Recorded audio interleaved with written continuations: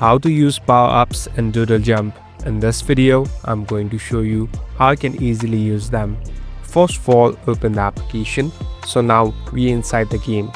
Here on the top, you can see this play icon. Simply tap on this play icon. So now we're inside the game. So how do you use power-ups in the game?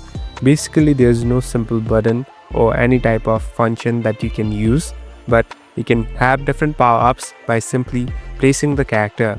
Here you can simply place the character, and as you can see, it has used all the power-ups. So simply touch the power-ups and it will be in use. At last, you can go on top and score the highest using the power-ups. Thank you for watching this video. I hope this video will help you.